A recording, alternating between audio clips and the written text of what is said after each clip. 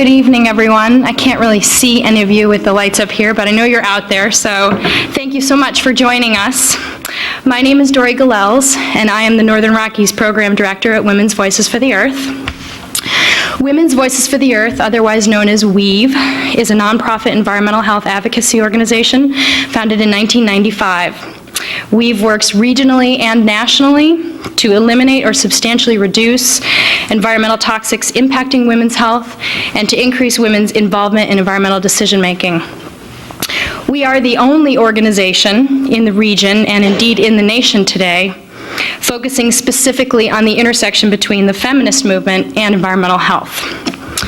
This event tonight has been co-sponsored by the University of Montana Environmental Studies Program, the Birth Center, which is yet to be opened here in Missoula, Museum of the Rockies in Bozeman, and the Bozeman Community Food Co-op. For those of you here tonight who have friends or colleagues or family members who weren't able to be here, Dr. Steingraber will speak again tomorrow evening in Bozeman at Museum of the Rockies.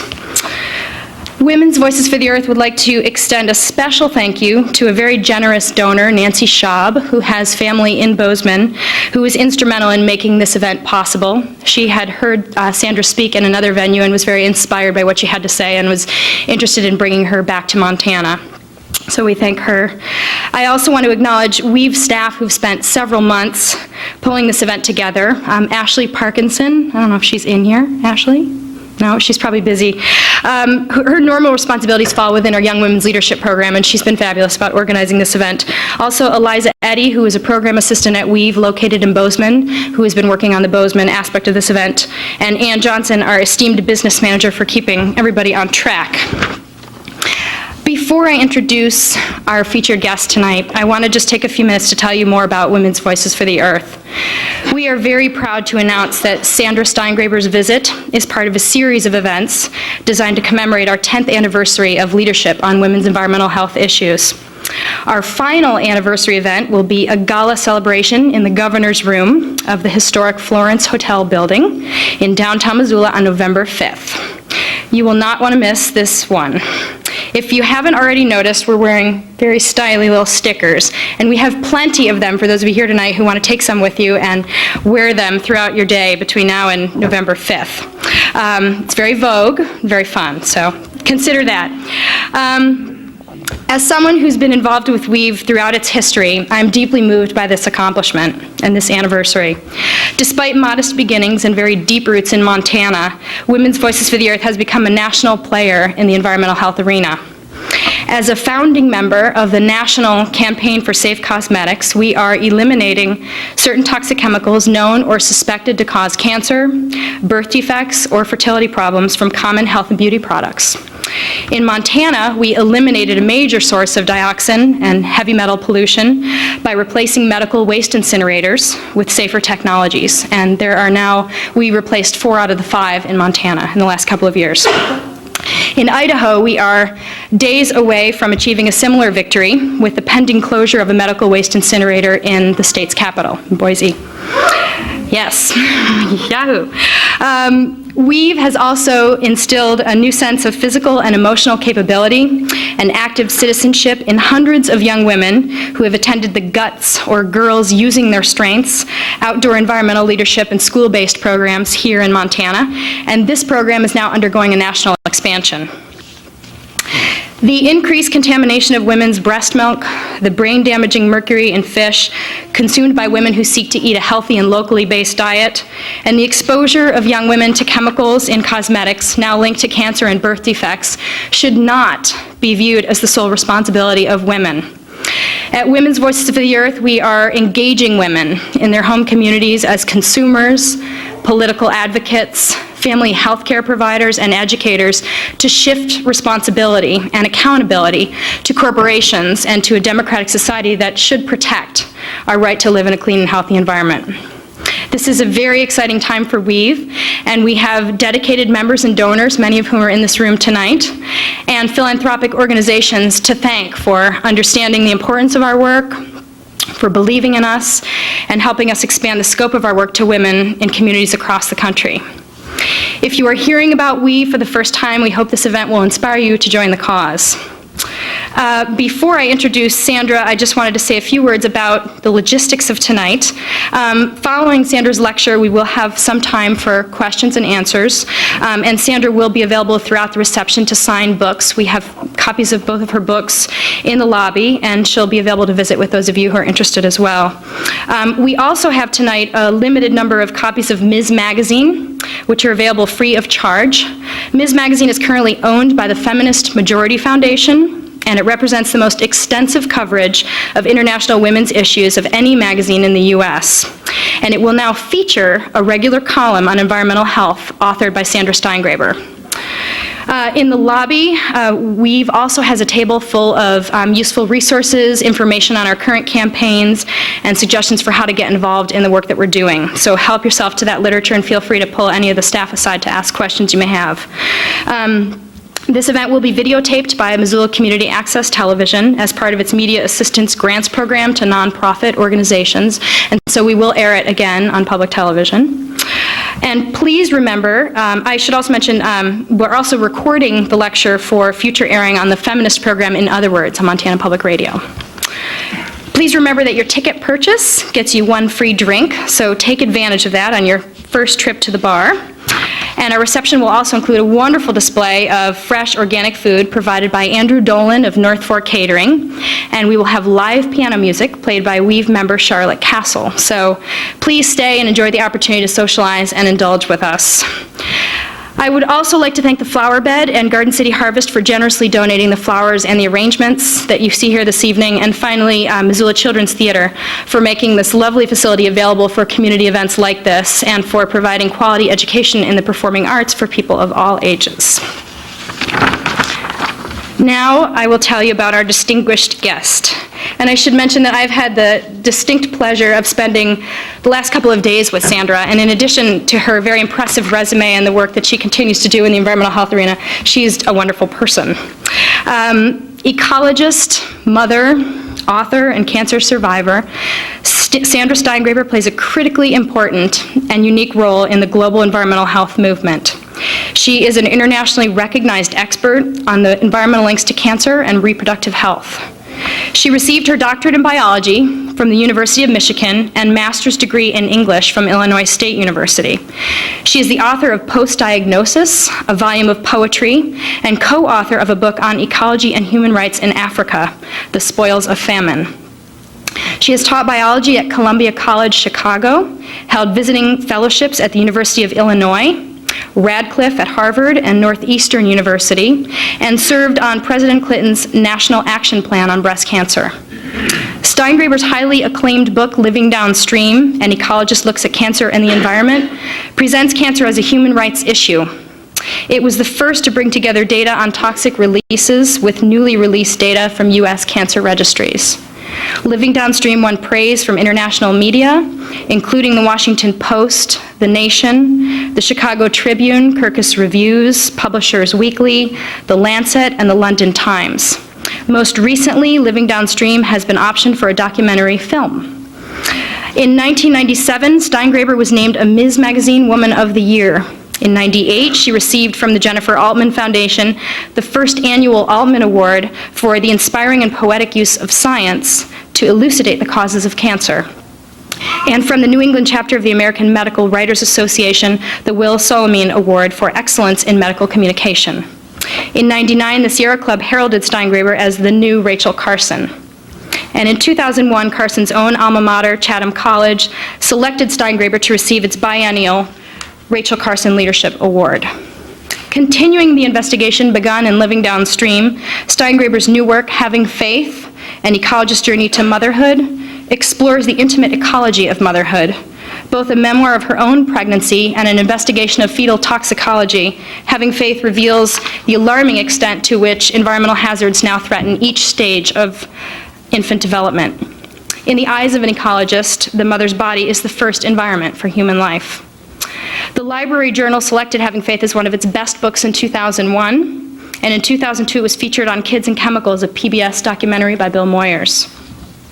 An enthusiastic and sought-after public speaker, Steingraber has keynoted conferences on human health and the environment throughout the U.S. and Canada, and has been invited to lecture at many universities, medical schools, and teaching hospitals, including Harvard, Yale, Cornell, and the Woods Hole Oceanographic Institute. She is recognized for her ability to serve as a translator among scientists, activists, and a concerned public. In 1999, as part of international treaty negotiations, she briefed UN delegates in Geneva, Switzerland on dioxin contamination of breast milk. Interviews with Steingraber have appeared in the Chicago Tribune, USA Today, the Cleveland Plain Dealer, on National Public Radio, The Today Show, and now with Bill Moyers. Formerly on faculty at Cornell University, Sandra Steingraber is currently Distinguished Visiting Scholar at Ithaca College in Ithaca, New York. She is married to sculptor Jeff DeCastro. They are the proud parents of 7-year-old Faith and 4-year-old Elijah. Armed with the proper credentials, personal life experiences, and fervent passion for exposing and addressing the relationship between toxic pollution and human health, Sandra is an inspiration to us all. Without further ado, I am profoundly honored to introduce to you Dr. Sandra Steingraber.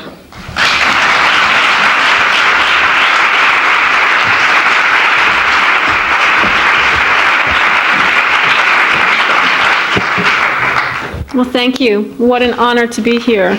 I know that whenever speakers are flown across state lines and crowds of people are assembled and refreshments happen, a lot of work has to go on behind the scenes. So thanks to everyone in Weave who stuffed envelopes and sent out press releases and made all this happen. And especially thanks to Nancy Schaub, who played such a big role in underwriting all this. And also, especially, I have a lot of hosts I could thank one by one, but I want to especially acknowledge, I'm just thrilled to be sponsored by the Birth Center. The idea that you're soon to have a freestanding birth center staffed with midwives is just a wonderful thing for your community. And I certainly had my first child in a huge research hospital, I'll tell you a little bit more about as the evening goes on. But my son was born in a birth center, and it was just a wonderful experience. So I'm just really thrilled about that. Well, 3 weeks ago, my 2 young children discovered a bat in their bedroom. It was a big brown bat, which is also known as the house bat. It was coppery in color, and it had black ears and wings. And when I found it, had hidden itself inside the heating register, and it was looking pretty scared. In upstate New York, bats are carriers of rabies. About 2% of bats are infected. And I knew that if I failed to capture this bat, my son and daughter would be compelled to have rabies shots in accordance with guidelines promulgated by the Centers for Disease Control. Bats have razor-sharp teeth, and their bites sometimes, so the CDC alleges, can be almost undetectable. And the reports that young children provide about their contact or non-contact with bats are considered unreliable. And even though the odds are about 90% that any given bat that finds its way into your house is not rabid, rabies is a disease with a 100% fatality rate. So I was determined to catch this bat to spare my children the notoriously painful sequence of shots. And I have a PhD in wildlife biology, so I thought I could manage it. And after some trepidation and funny scenes, I did manage to get the bat into a yogurt container and slammed that yogurt container into the freezer, even though animal inside was still chirping, and I didn't have too many regrets about that. In the morning, I dropped its stiff little body off at the county health department, and I was stunned when the next day I got a phone call from the head of rabies prevention program letting me know that the bat was in fact rabid. So it so happens that the head of the American Bat Association is a big fan of Living Downstream. So I gave him a phone call, and he called me right back. And I talked with him about this dilemma, saying, I know the CDC recommends shots if children are unattended in a room with a bat. What do you think?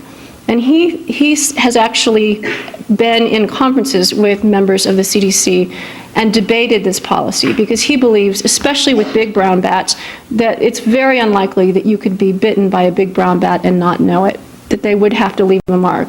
They're not small animals. So he thinks this whole idea of the undetected bat bite is largely based on myth. And so then I interviewed my 2 children about it, what really happened when they went in and discovered the bat. And I started with my 7-year-old. And she said, well, we went into the bedroom, we heard the strange chirping noise, and we came out to get you, and you came in and you saw that it was a bat. I said, so it was always in the register, right? She said, yes. And then I asked my son the same question. This is, try to interview them individually so they didn't hear each other's stories. So my 4-year-old repeated the same exact story. And I thought, I don't think we need to go through this. And then he said, oh, and then, Mama, the bat flew out of the register and it landed on my hand. So then I thought, well, I'll just wait a little while before we go in and have these shots. And I'll ask him the question again. So I asked him a couple hours later, tell me again about that bat. What exactly happened when you went into the room? He repeated the exact same story, and then he got to the ending part, and he said, and then the bat flew around the room, and it landed on my hand, and it was carrying a tiny gun. And that's when I realized that the CDC is really right, that there's something unreliable about the reportage of small children for whom their imagination and their remembering of what actually happened are really, there's very little boundary in between those two things. And even though, as a mammologist myself, I really felt that the truth in what my colleague was saying about the myth of undetected bat bites, as a mother, caught between the 100% certainty, the 100% fatality rate of rabies, and the 100% effectiveness of the vaccine, I decided that we needed to go through the shots. And so right now we're actually in the middle of doing that. So I have 2 points in telling you the story. One is that because I'm traveling, my most recent shot happened yesterday here in your wonderful clinic. The Curry Clinic gave me my 4th round of rabies vaccination, and for whatever reason, the side effect that I tend to get after each and every one of these vaccinations is this funny cough and this weird thing that goes on in my vocal cords. I'm not exactly sure why. Anyway, the funniness in my voice that you hear seems to be a side effect of the rabies vaccine that I received yesterday here. The second point is that the county health department, in choosing to vaccinate me and my children, we're really embracing what's called the precautionary principle. And I should say here that rabies vaccines aren't cheap. And it'll amaze you when I tell you how much they cost. A rabies series for one individual person in the state of New York costs $7,000. And so for the 3 of us to get inoculated, we're talking about $21,000. And so, of course, one of my questions was, who's paying for this exactly? What happens if my health insurance bulks? And the answer was that anyone who's uninsured or whose health insurance refuses to pay, that those vaccinations are picked up by the county, because we don't want anybody making the decision about whether to go forward with the shots or not based on money. So not only were they taking a precautionary approach, they were willing to underwrite the costs of protecting the public, even though the chances were very slim that me or my children actually were bitten or actually had skin-to-skin contact with the bat. Now, I don't always have cooperative relationships with public health departments. In fact, in my previous 2 books, I had to go head-to-head with a lot of public health departments. And let me just tell you about when I wrote Living Downstream. In that book, I return home to my hometown in Illinois and become a kind of cancer detective there. I investigate what exactly went on at the pesticide factory near my high school, what went on at the landfill site which is not far from the home I grew up in. And that landfill happens to import hazardous waste from as far away as New Jersey. What went on at these some of our drinking water wells, which contain trace amounts of solvents from some of our area industries, as well as pesticides from some of our area agriculture. And in doing that research, I had to file Freedom Information Act requests because the county health department would just not release data to me. And when I tried to begin a conversation about the link between cancer and the environment, rather than taking a precautionary approach, they took a very dismissive approach. And I want to spend a few minutes exploring the difference between environmental health when it comes to chemicals, which is what my topic is with you tonight, and environmental health when it comes to an animal-borne pathogen like rabies, why there's such a difference in policy. And I think it has to do with what's called in epidemiology disease specificity. It's not that we have any more proof. Let me say it this way. It's not that we have any less proof that the benzene in the drinking water wells in my hometown cause cancer. Benzene is considered a known human carcinogen. We have absolute proof about the cancer-causing potential of benzene. In the same way we have absolute proof about what the rabies virus does in the human brain. It causes a form of encephalitis.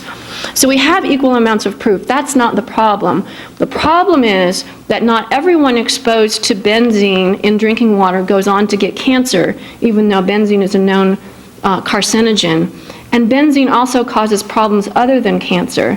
And not everyone who drinks the water with benzene will come down with certain forms of cancer. And so we have what's called disease non-specificity. We know with certainty that somebody's going to die when benzene is in drinking water, but we can't, if it's you that gets leukemia or bladder cancer, as in my case, we can't exactly point the finger to one individual and say, you are dying because somebody poisoned the wells. In the way that we could say to me, if I died of rabies, you died because this bat came into your house and was the vector for a disease-causing brain encephalitis agent.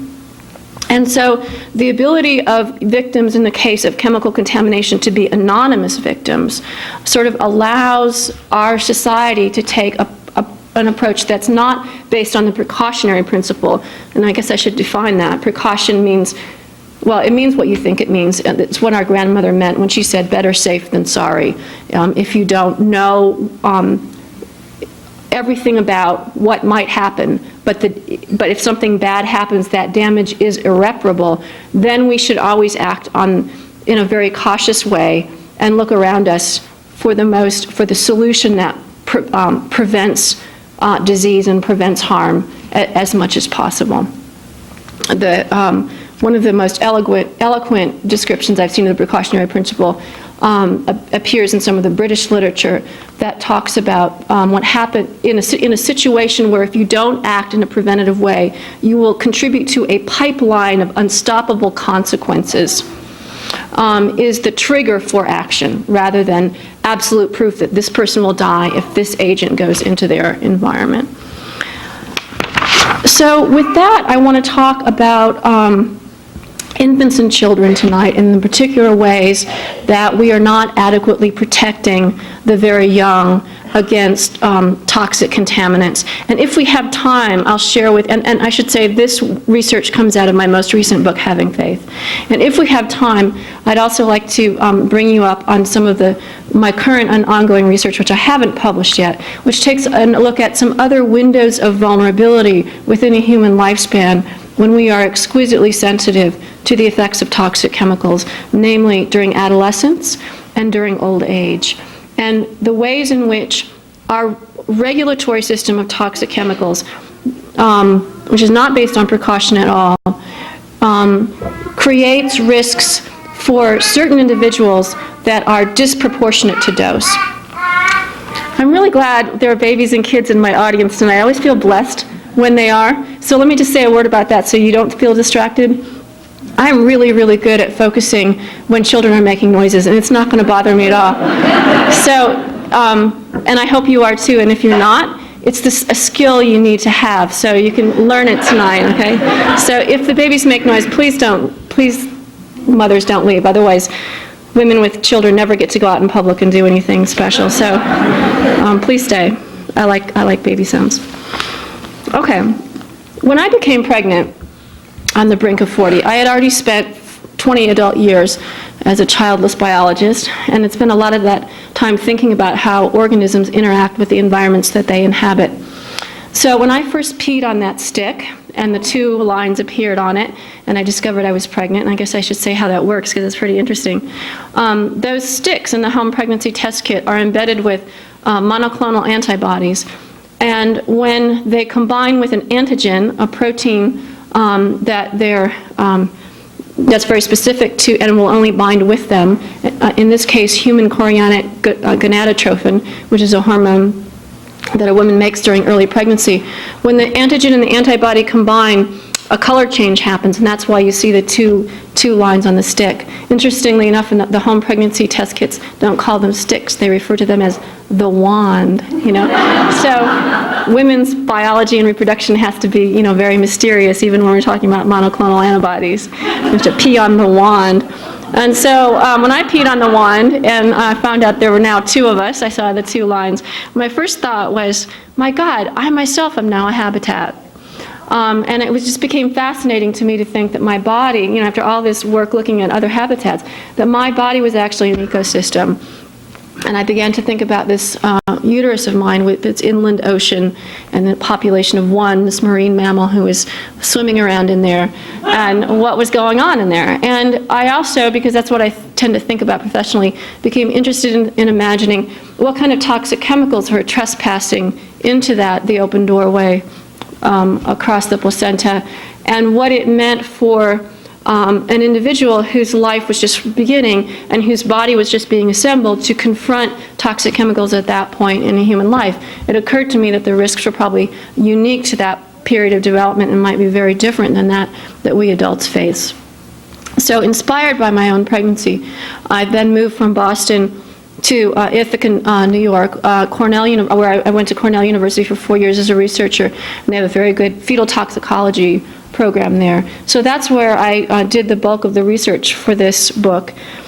And I was really interested in understanding these different windows of vulnerability. So I'm going to go through some of that science with you, but I'll kind of give away the larger conceptual piece of it, I guess, right up front. And that is that after 4 years of research and study, I really came away convinced that we don't really protect everyone in our population equally under the law. We're really, with our current regulatory policy on toxics, we're really engaging in a form of age discrimination, because the very young, and then I also hope to talk about teenagers, and the very old have physiological and anatomical differences in their body that happen to make them exquisitely sensitive to the most vanishingly small amount of toxic chemicals, and therefore raise their risk for harm is disproportional to everyone else in the population, and it's really a gravely unfair situation. So, in other words, it's not just the dose that makes the poison, it's the timing that makes the poison. Our entire regulatory system right now, historically and currently, is based on this idea that it's only the dose that makes the poison. In other words, once we discover that a chemical is inherently toxic in some way, it either causes cancer or it's suspected in being a brain poison or an immune disruptor or contributes to miscarriage or something like this. Rather than moving immediately to divorce our economy from all its various dependencies and uses of this chemical and seeking non-toxic alternatives, our response is to determine through careful study, mostly with animals, also human studies, what is the maximum amount of this contaminant we can release into air, food, water, or consumer products, and the risk to the human population will be mostly negligible. And so we are all exposed to this kind of changing kaleidoscope of chemicals that are out there in trace amounts. But when these studies are done, they never, they almost never take into account the unique susceptibility of fetuses, infants, children, and also teenagers and our senior citizens. So let me just give you one example, and then I'm going to run through a little embryology with you. Everyone in this room right now, except a few of the little babies, have something called a blood-brain barrier. It stands in between your circulatory system and the actual gray matter of your brain. And it works pretty well to keep out any neurological poison from entering your brain where it would do some real damage. So you just had dinner tonight, maybe there were a little trace insecticides on something that you ate. Insecticides operate on the principle of chemical electrocution. They are neurological poisons, that's how they work. And your blood-brain barrier right now should be operating to mostly keep those things out of your brain. But we didn't get a blood-brain barrier until we were 6 months old. It takes that long to form. So for infants less than 6 months, they're missing this whole suit of armor around their brains that the rest of us have that protect us. Moreover, the brains of infants are still making their connections. The architecture is still forming, and it starts at about month 5 and 6 of pregnancy, and we'll talk more about this in a minute. And it continues up until about the first 3 years of life. So pretty much by the end of age 3, your brain is done creating its architecture, and that is made possible by the migration and movement of all these brain cells that end up spinning all these webs of connections called dendrites in your brain. So when you expose a very young brain that's still weaving its connections to neurological poisons, you get a very different effect than when you expose an adult brain. Moreover, you don't have anything standing between the blood system and the brain to protect it. So proportionally, an infant gets a bigger dose than an adult. And the situation for fetuses is even worse, because fetuses have no body fat. All that plump, delicious, marshmallowy body fat that we see on newborns is laid down in the very last 9th month of pregnancy. So you've probably seen at least pictures of preterm babies. They're very lean, they're very red, they don't have that plump, marshmallowy fat, and therefore most of their lipids are actually held in their brains. This is a little cocktail fact you could pull out at a party if you don't have anything to say. Your brain is actually 50% fat by weight. Human brains are 50% fat by weight, and that represents all that insulating stuff around all our electrical connections, because it would all short circuit if we didn't have insulation, and that insulation is fat. So for a 7-month fetus who's still in utero, all the body fat is in the brain.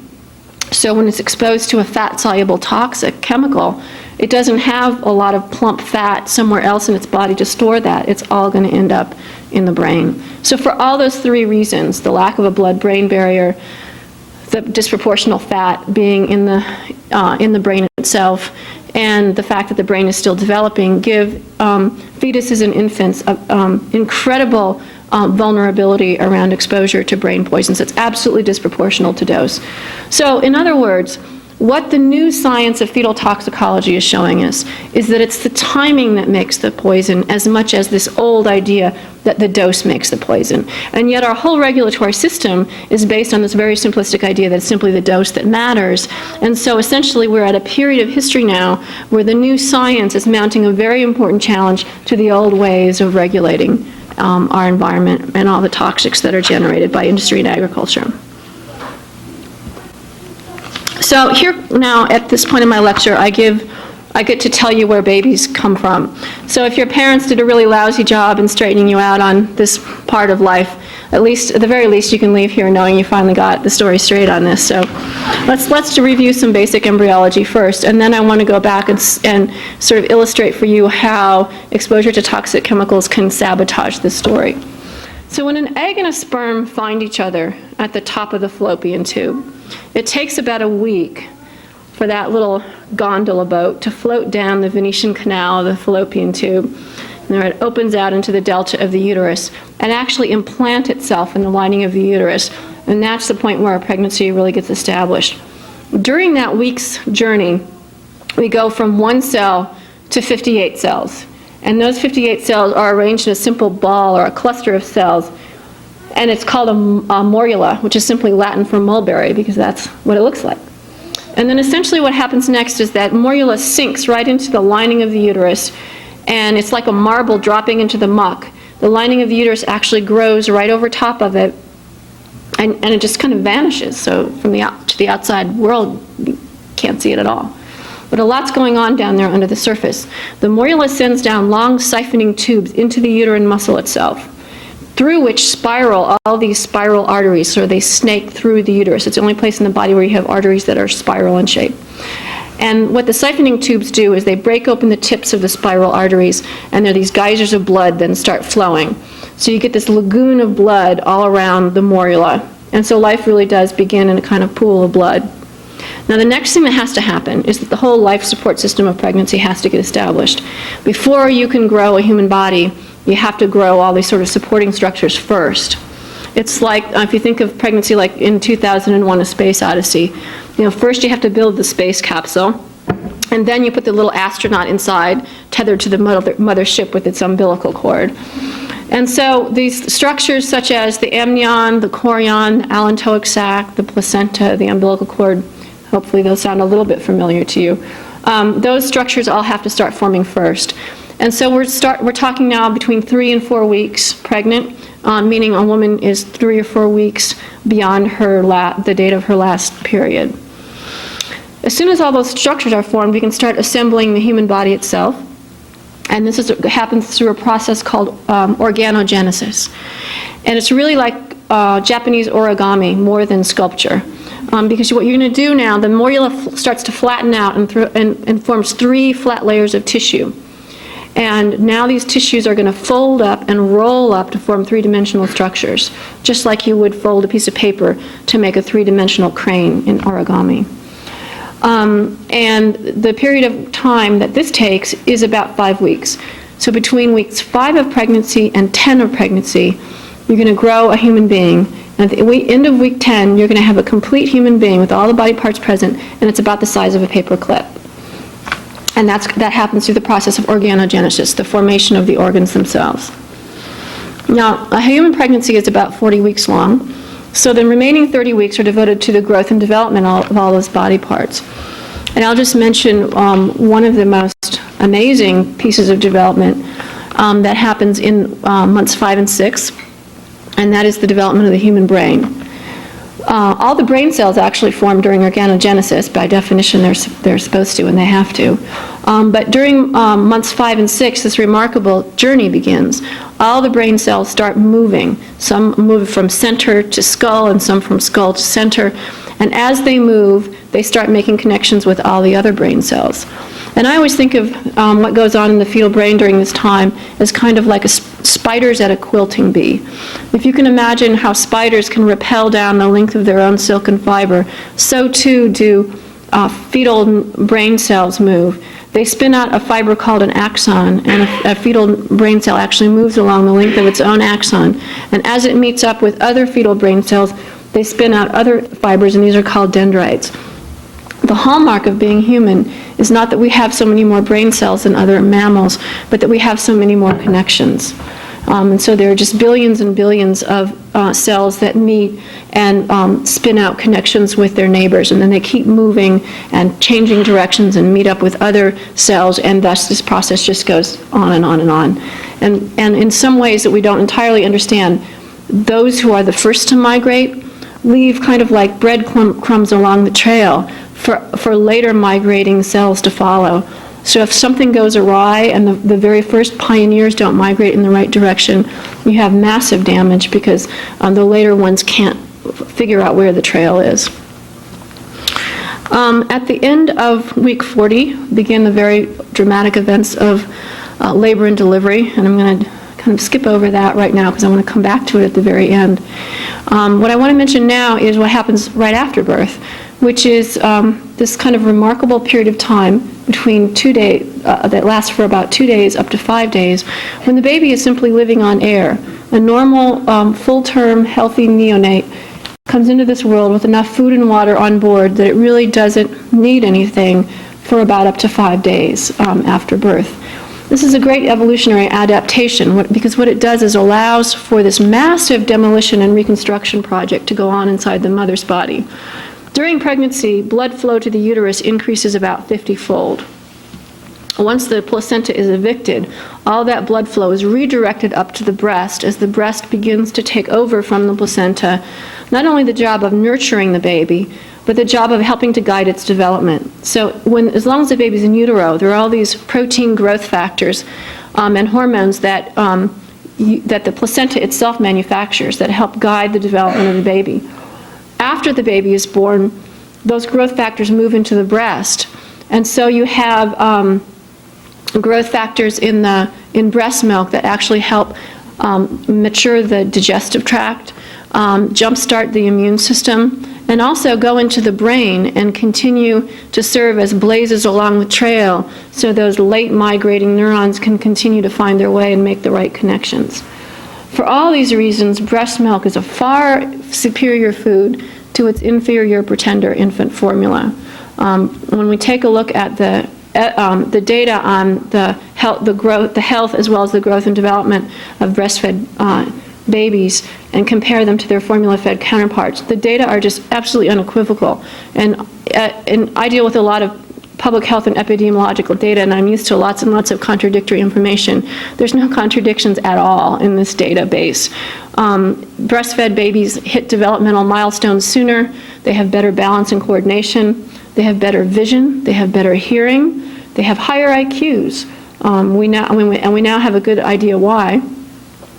Breast milk has in it these oligosaccharides, which are a form of sugar that's not actually used as a food source, but they are those blazes along the trail that help the fetal brain the infant brain get wired together correctly. We see wonderful dose-response relationships here. So the longer a baby is nursed as an infant, 6 weeks compared to a year compared to 2 years, the better they perform in school and the higher they score on tests of mentation and cognition and memory and reading and solving puzzles and math skills and the whole gamut of stuff. Breastfed babies have better immune systems, and their more well-developed immune system seems to last for a lifetime. So if you're breastfed as an infant, you're at lower risk for diabetes, juvenile arthritis, Crohn's disease, asthma, allergies, eczemas, most all the autoimmune things that you can think of.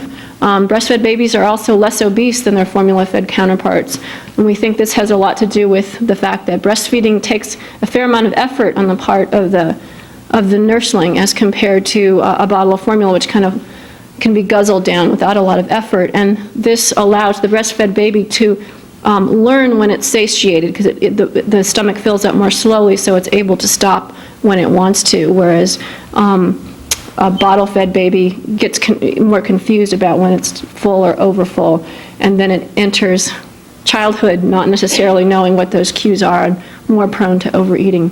So I was amazed at the benefits of breast milk, and on that basis, certainly chose to nurse my 2 children for as long as they were willing to nurse, and I've actually been lactating now for a total of 7 years. So I really believe in the power of breast milk. Now I should say here that I'm adopted myself, and so I don't think I ever drank a drop of breast milk, and I managed to stagger along in this world anyway. So my mom didn't necessarily have a choice, so none of my words are meant to implicate women who not empowered to breast milk or for whatever reason can't do so.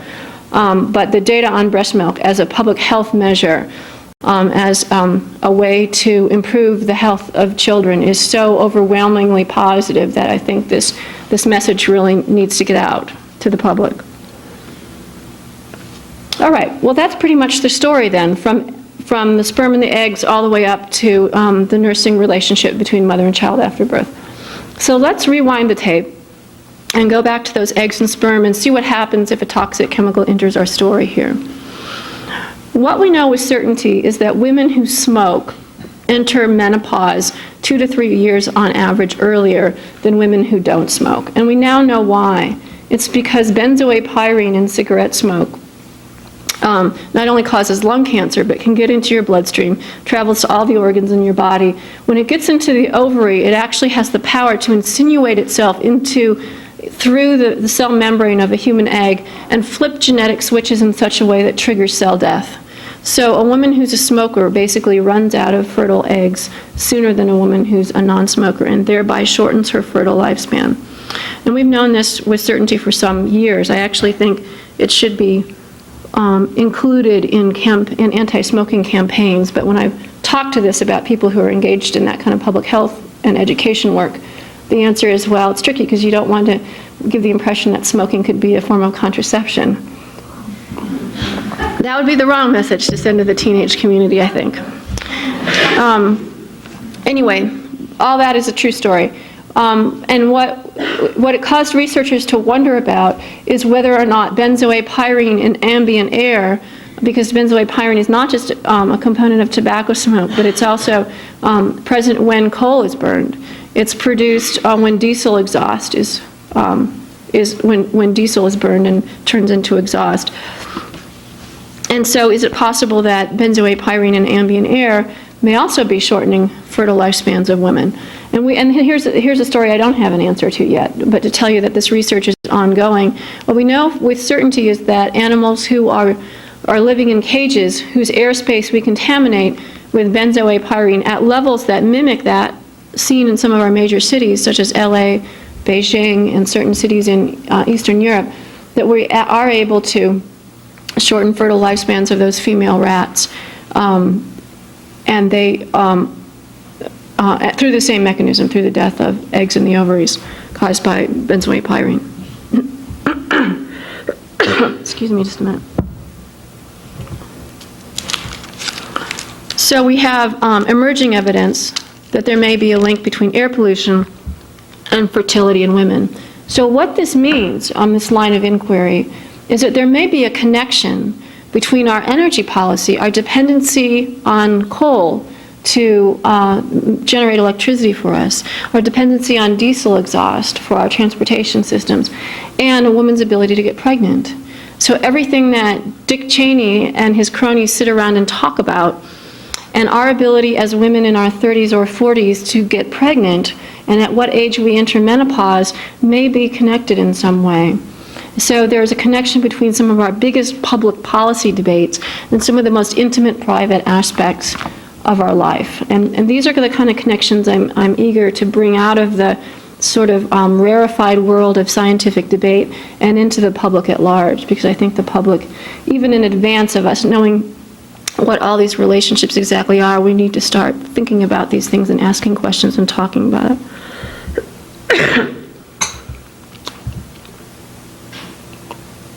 Now I want to talk about sperm.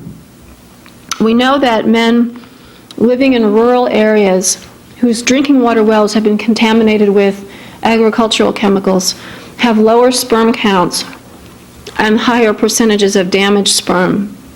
And we also have emerging evidence in some places of the country that those differences in sperm quantity and quality are meaningful. In other words, in men who are in partnerships with women and who are actively trying to achieve pregnancy, more months go by before pregnancy can be achieved in men whose drinking water wells are contaminated with certain kinds of pesticides and herbicides. We also know that men who have certain kinds of occupational exposure to, for example, diesel and kerosene, go on to sire children who are at higher risk for certain kind of pediatric cancers. So even when pregnancy, achieving pregnancy itself is not a problem, in some way those, either because the semen itself carries in trace amounts of diesel exhaust and kerosene into the uterus, or because the sperm itself has been genetically damaged in such a way that the human being who comes to inherit that suite of genes is predisposed in some way to an early childhood cancer. But let's assume that the egg and the sperm are fine, and they get married and go on their honeymoon down the fallopian tube. Remember, the next event that happens is implantation, the actual burial of the morula in the uterus, and the establishment of the life support system of pregnancy. The danger at this stage of pregnancy, if a toxic chemical enters our story, is what we in the scientific community call spontaneous abortion, but what a woman would experience as a miscarriage. So if all of the extra embryonic membranes don't exactly get themselves set up correctly, the pregnancy can't continue and is flushed from the body. Our strongest evidence for a link between exposure to chemicals and miscarriage comes from workplace studies of women who are exposed to solvents, particularly women in the computer chip industry in Silicon Valley. We also have some good evidence from Canada showing that women, not just in that industry, but in any industry, including working in offices, which also sometimes involves exposure to certain kinds of solvents, that those women have higher than expected rates of miscarriage. And I'm pleased to kind of let you in on what I just found out yesterday, which is that there's some very exciting research going on right here at your university here, University of Montana, where researchers are taking a look at how the metal arsenic has the ability And we're not talking about crossing the placenta now. We're talking about arsenic's ability to interfere with the vascularization of the placenta. So the blood vessel, the formation of blood vessels in the placenta itself, so that the placenta doesn't have the kind of vascularization it's supposed to sustain a pregnancy. And the link between arsenic exposure, this work is being done with animals here, and miscarriage. So rats exposed to certain levels of arsenic appear to miscarry their litters at rates that you would not otherwise expect. So I know that research will be coming out soon, and I hope and trust that WEAVE, in its important role here in Montana, will serve as the kind of conduit for the great research that you've got going on right here, and the public in Montana who might want to know about that.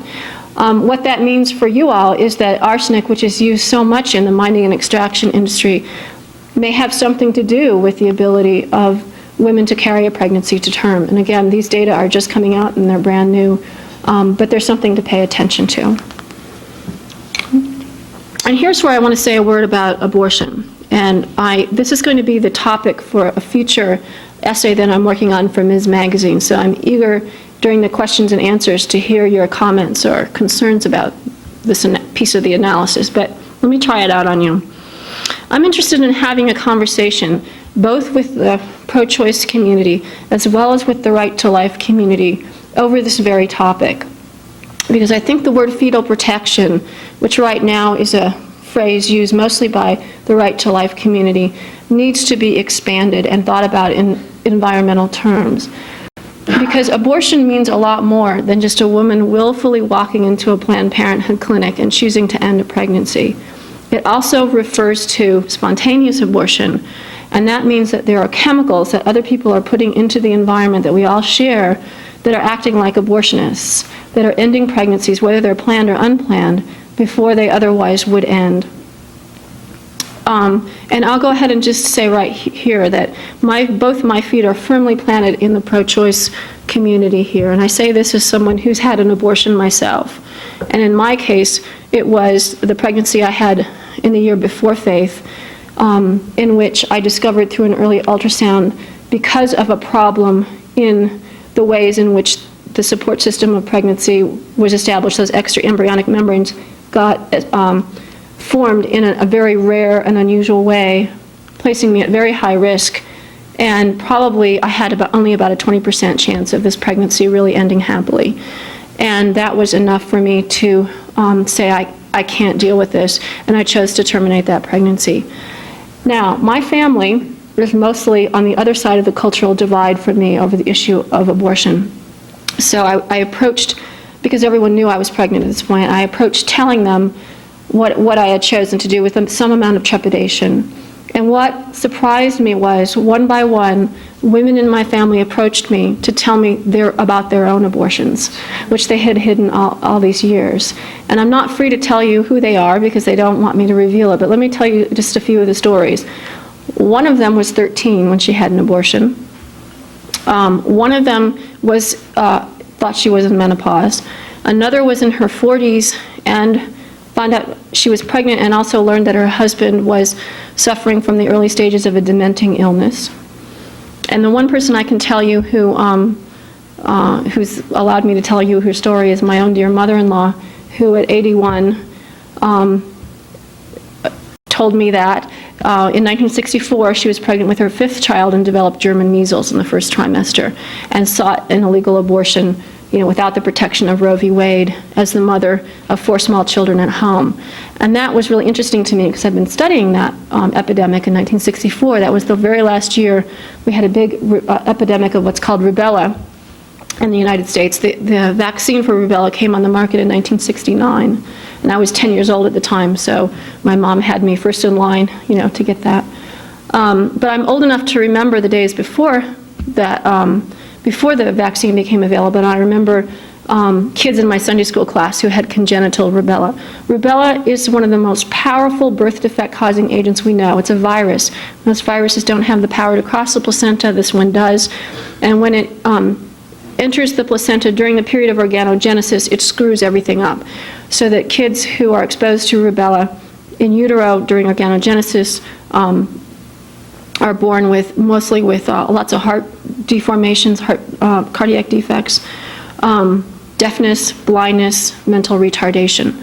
So that last rubella epidemic of 1964 filled the school of the deaf and blind for a generation, sent women who were wealthy to Japan to obtain legal abortions, and sent people like my mother-in-law, who wasn't wealthy, to take the risk of an illegal abortion. So this is all the background for why I firmly believe that no one should be forced into motherhood or bear a child against their own will for whatever reason. But I'm interested across this great divide, cultural divide in our nation, to really engage in conversation with people who don't just want to control women's destinies, but who really are interested in the sanctity of life. In a conversation about what it means that it's business as usual to put chemicals in agriculture and use chemicals in industry that are known or suspected to end pregnancies. I mean, I think that's something that certain aspects of the Right to Life community might be interested in for their own work. All right, well, that's that piece of it. Let's assume, though, that there is no miscarriage, or that implantation happens perfectly normally. Then remember, the next thing that goes on is organogenesis, that sort of opera of human development when all the body parts actually take shape. The danger here, if a toxic chemical enters our story, is a physical malformation, or what we would know as a birth defect. And we have lots of different kinds of evidence linking environmental exposures to birth defects. Some of the most compelling evidence I find is the evidence linking pesticide exposure and birth defects of certain kinds.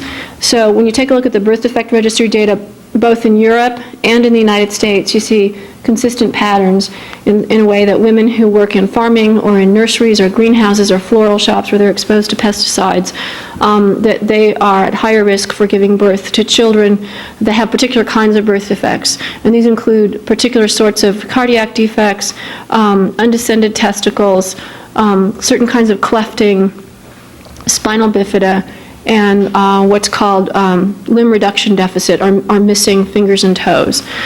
And in some places in the world, such as in Minnesota, we even have interesting seasonality to the data, such that kids who live in rural areas, whose parents are employed in farming, and whose birthdays happen to fall in the late winter, are at higher risk for pesticides even than their siblings, who also have the same parents and live in the same place, but whose siblings have birth dates that fall at different points in the calendar year. And when you do the math, if you're born in the late winter, the period of organogenesis, if you subtract, turns out to be the spring months of planting in April, May, or June. So when the human body is just being formed during those 10 weeks, when pesticide use is the highest during the spring months of planting, the baby that's born in the following late winter is at particularly high risk for pesticides. So when you look at the birth defect registry data in the state of Minnesota, every year you see this spike in incidence rate for babies born in that particular season. And in California, we also have some good data that kind of echo that as well. California has a particularly good birth defect registry data.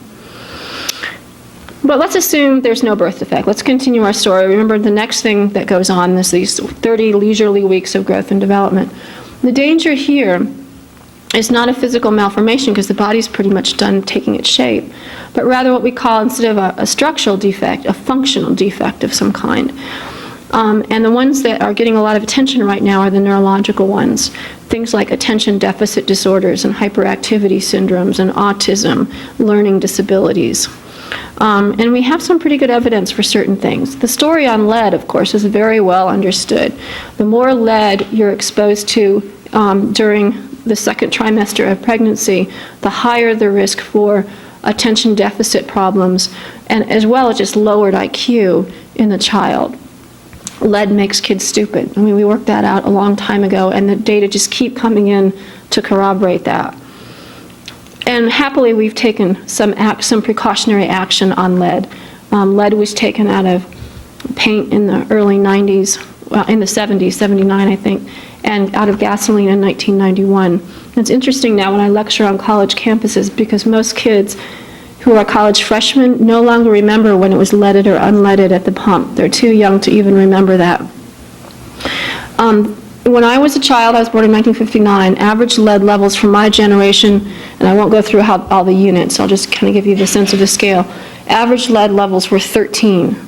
Today, you're considered to be lead poisoned if you have a level above 10. And in my kids' generation now, my 4- and 7-year-old, average leads are about 2.5 for kids today. And that's a public health triumph brought about by the banning of lead in gasoline and paint. So we still have ongoing lead problems because there are plenty of people, especially who are not people of not great socioeconomic means, who live in old housing with lead paint. There's still lots of lead in soil because rain falls on leaded homes and creates high levels of lead around the drip line of houses, and cats sleep out in the sun and then bring in lead on their fur, and kids pet the cat and put their hands in their mouth. So there's still all kinds of ongoing problems with lead. I don't mean to diminish it.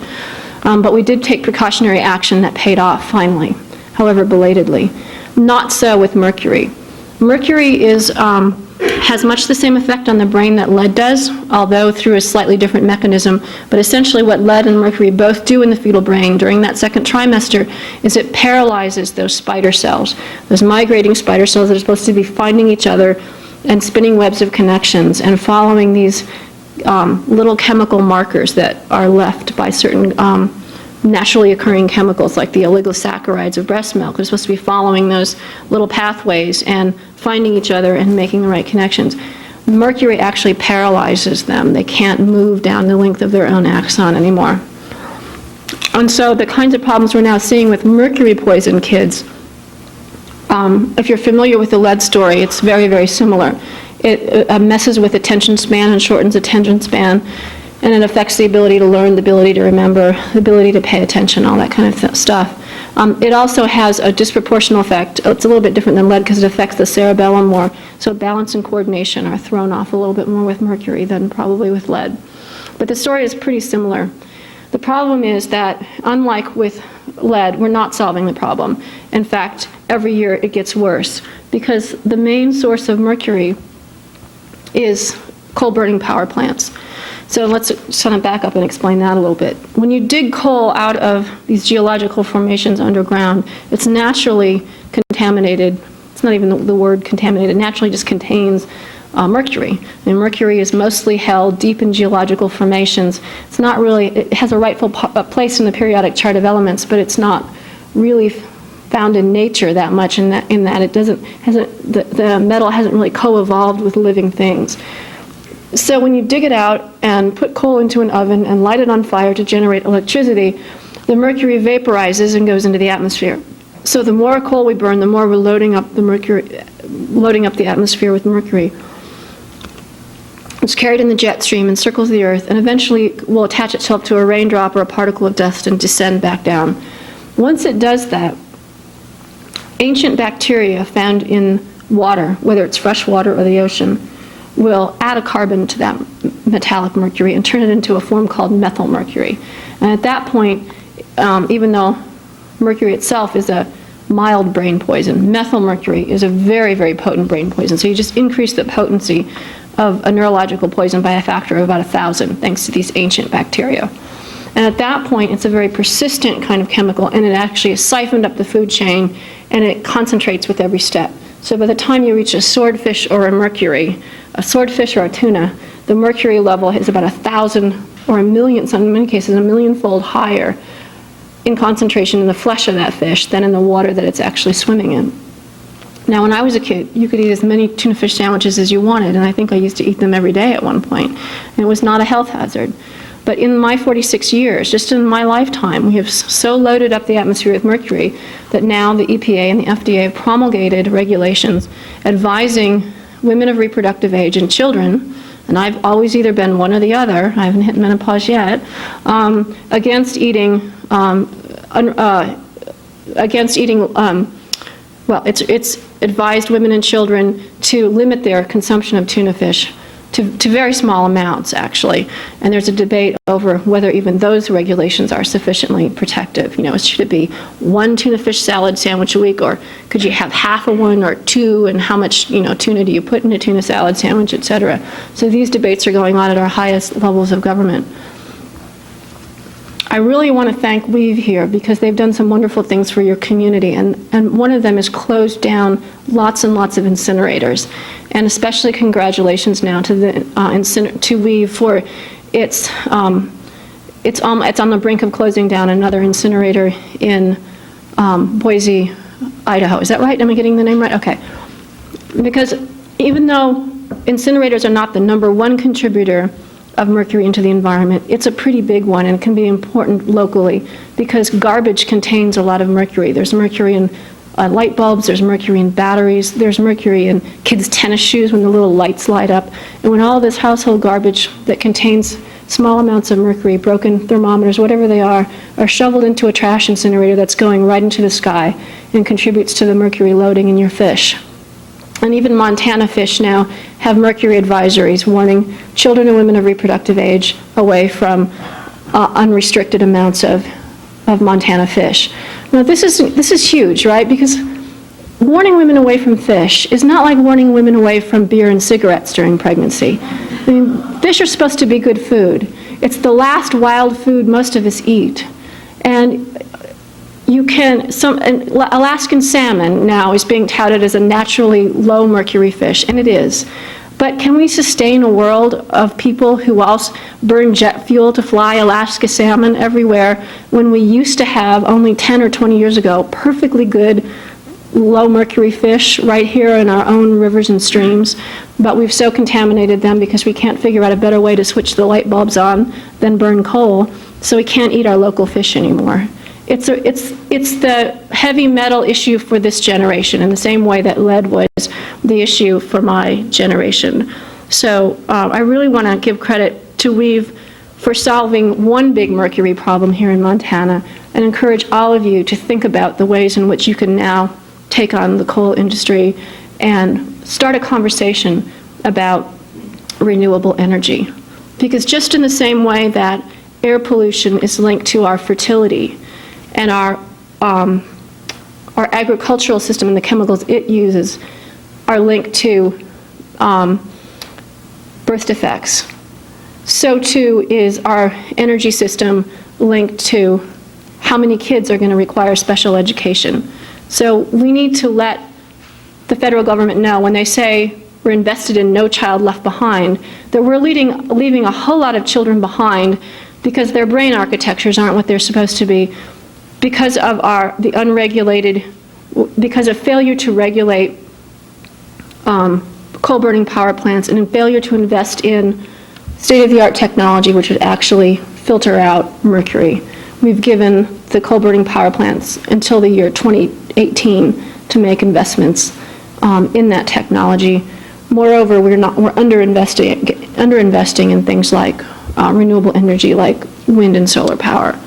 So anyone who's interested in learning disabilities in children should be interested in renewable energy sources. There's a really important connection there.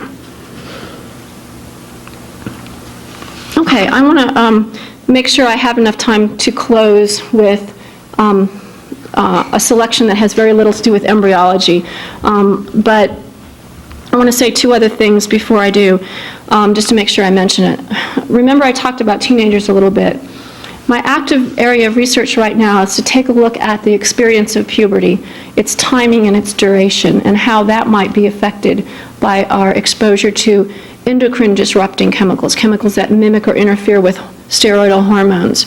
And we have some evidence to suggest that girls are entering puberty sooner than they used to be. And there's a lot of conflicting and confounding factors about why that might be.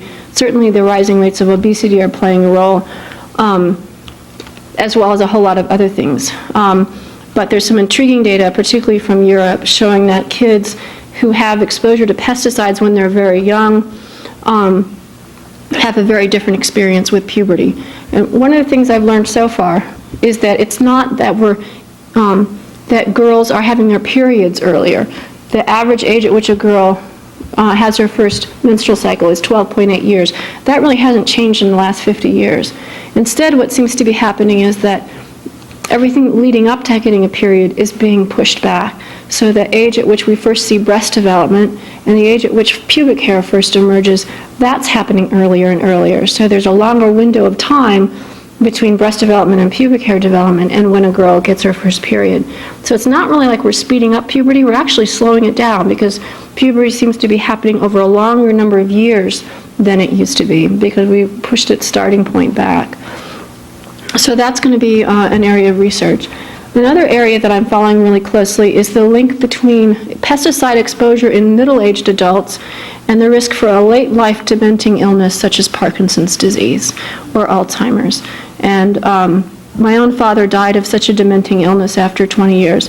He was one of the very first teenage combatants in World War II exposed to DDT. DDT was first deployed in Naples, Italy to halt a typhus epidemic among war refugees. My father was involved in that. And that's what triggered my interest in the relationship between pesticide exposure and dementia. I'll never be able to demonstrate that link from my one individual dad.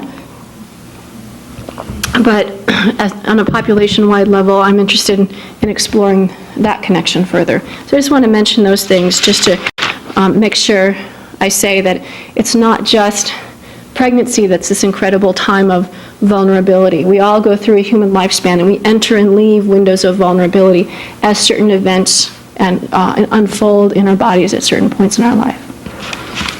Okay, with that I want to just close by reading for you and then we'll open it up for some questions. To commemorate my sponsorship by the Birth Center, I thought I would read to you the birth scene from Having Faith. Remember, I promised I was going to come back to birth here at the end. And there's a couple pieces of science I want to say here first. One is that human women have the most powerful uteruses in the mammalian kingdom. We have uteruses more powerful than a lion's, more powerful than a tiger, or any other species you can think of. And that's because we walk upright, and therefore our cervixes, which is the kind of neck of the bottle, if you think of the uterus as the upside-down bottle, our cervixes have all these load-bearing requirements. They have to hold up the entire weight of a pregnancy. And if you compare that situation to those of our barnyard friends, like a cow, you can imagine that the weight of the pregnancy is carried in the sling of abdominal muscle, right? And the vagina is actually kind of the spout on the teapot here, so that the cervix doesn't have to hold up anything. So when a cow's ready to give birth, it can just grunt a couple times and push the baby out, and it's really no big deal. So human labor seems to hurt worse than any other labor, and that's because we have to open up the cervix from the point of a smaller than the diameter of a pin up to 4 to 5 centimeters. Now, I don't know why in the moment of birth suddenly you're supposed to get really familiar with the metric system for the first time in your life. What I meant to say was 4 to 5 inches, or if you've ever given birth, you'll remember that you have to be 10 centimeters dilated before you're allowed to start pushing. But essentially, it's about the size of a saucer. The diameter of a saucer is about is as big as the human doorway gets. And so to open up a cervix that has the power to hold up many, many pounds of weight from the size of a pin to 4 to 5 inches or 10 centimeters requires very powerful muscular contractions, and that is provided to us via evolution. So we have muscular tissue that's the most powerful, but those contractions can really hurt. Thus, labor hurts. So I was really impressed during my pregnancy at the power of these uterine contractions, and you'll hear me sort of meditating on that during my own delivery. The other thing I want to mention is that there's plenty of evidence to suggest that exposure to certain kinds of toxic chemicals, in this case a class of chemicals called PCBs, can interfere with pregnancy by changing the way calcium flows through those uterine muscle cells in such a way that they start contracting before they're supposed to, thereby contributing to preterm labor or premature birth. And because preterm labor continues to be this stubbornly persistent problem, even in spite of lots of good prenatal care, and it really behooves us to look around at environmental exposures as a possible cause of that. PCBs are, according to our own federal government, known to shorten human gestation. They have that power. One of the other things I'm researching right now is the environmental after effects of Katrina. And PCBs are one of the things that were mobilized in the floodwaters down there and continue to be in the sludge, so that pregnant women who were swimming through that water or exposed to it in any way, just as their counterparts are in industry who were exposed to PCBs, may have taken on the risk of preterm labor. So again, even when chemicals don't cross the placenta, they can mess with the whole apparatus of pregnancy, whether it's the placenta itself or, in this case, the actual uterus. So with that in mind, here is a labor scene. So the setting here is Boston's Beth Israel Hospital. Sheila is the name of my labor nurse. Jeff is the name of my husband. And if you don't know what an episiotomy is, you'll find out before we're done.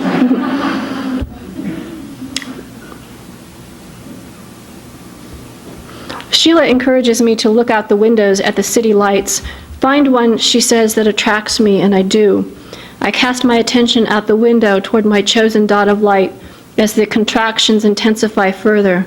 My pelvis feels as though it is caught in an ever-tightening vice. This is when I recall the unequaled strength of the human uterus. The power of my own body becomes amazing to me, thrilling. The force in whose grip I am held is generated by my own muscle. I am both the squeezer and the squeezed, both the boa constrictor and the mouse caught in its coils.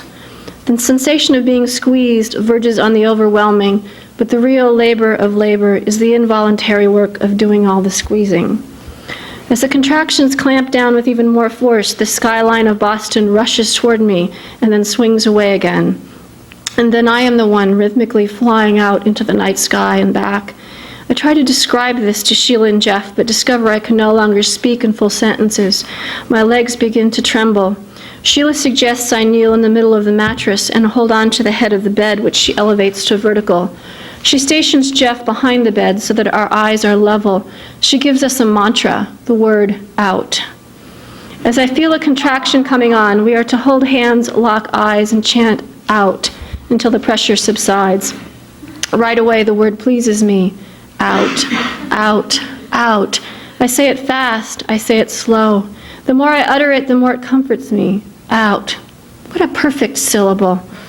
I explore each of its sounds, the long, moaning vowel and the finality of the consonant. Out, out, out. I listen to the shape of the sound as it uncurls from the back of my throat to the back of my teeth. I see the architecture of each letter, the endless cycling O, the hairpin turn of the U, the intersecting timbers of the T. Out is the sheltering tree in a storm. Out is the bubble of air under the ice. Out is the train pulling away from the station. Out, the bed at the top of the stairs. Out, out, out, out. And now there is pain. I'm still being squeezed, but something is pushing against my back from the inside and it hurts. And now Sheila is up on the bed holding me in a football tackle, applying counter pressure. The pain subsides. I cast around for the word out and find it in Jeff's eyes. Out is the color blue. Out is the bottom of a lake. Fish swim through the word out. It is peaceful inside the word out. Out is deliverance. Out is love. Out is God. And it goes on like this, the three of us shouting out, out into the hours of the night, until a deep shuddering pain descends through my bones and I lose my way. Do not misunderstand me. On the scale of sheer physical torment, I have experienced pain more acute than this pain. A finger smashed by a hammer hurts worse. Back spasms hurt worse. So do certain orthodontic procedures. But I have never felt a more profound pain. It is like the chords of a pipe organ filling a cathedral. It is like an earthquake. Somewhere in the distance, I hear Jeff's voice and navigate toward it.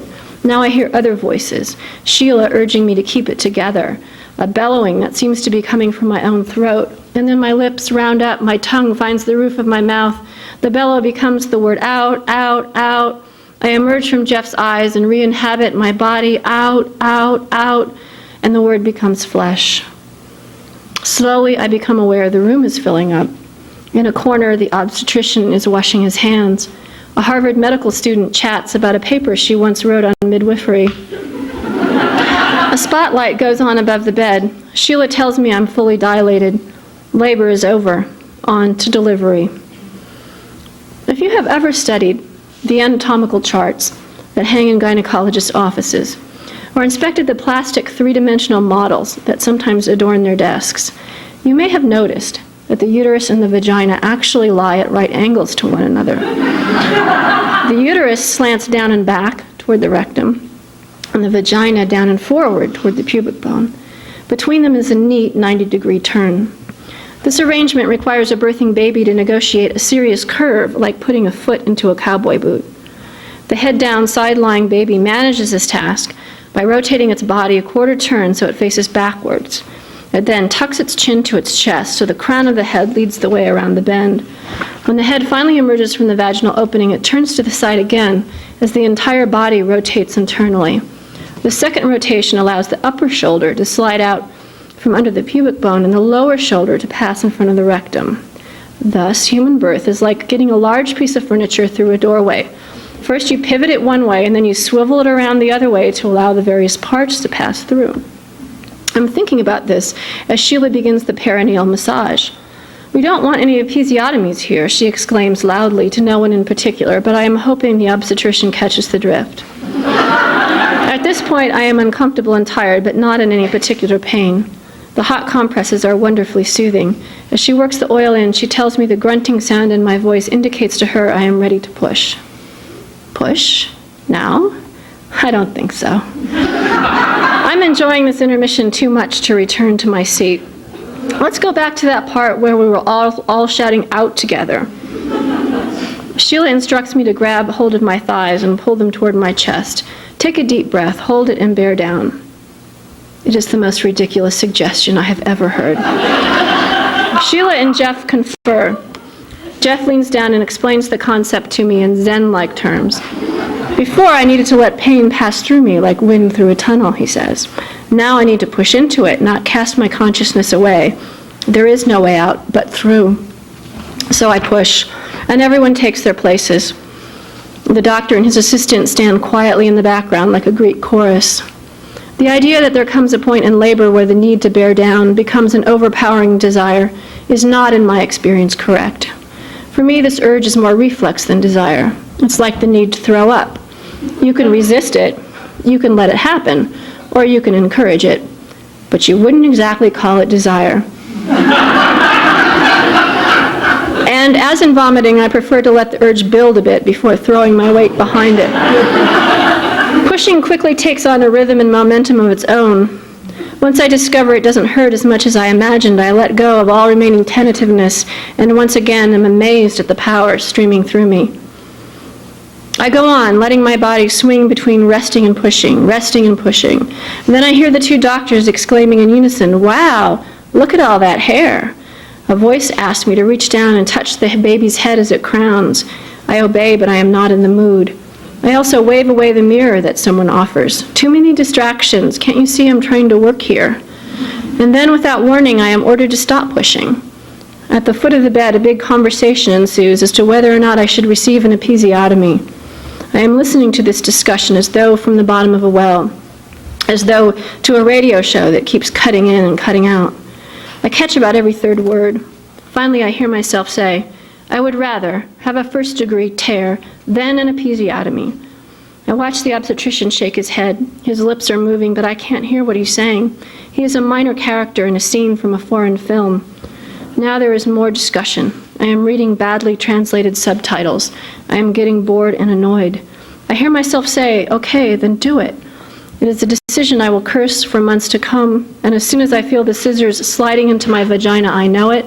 But there is no time for regrets now. I am carried off by an enormous pent-up desire. Yes, now it is desire to push, and then again, and push, and then again, and someone is saying the head is out, and then again, and something is rushing through me like waterfall of snowmelt down a mountain, and suddenly there is space inside me, and a tremendous sense of relief, and a voice saying, Sandra, here is your baby. And a tiny, perfect body appears in my hands. Spiky feathers of wild, luxuriant black hair, dusky skin greased with lotion. Lips I recognize from a school picture of myself in the first grade. Oh, who are you? Two eyes open, black as mystery. They ask, and who are you? Thanks.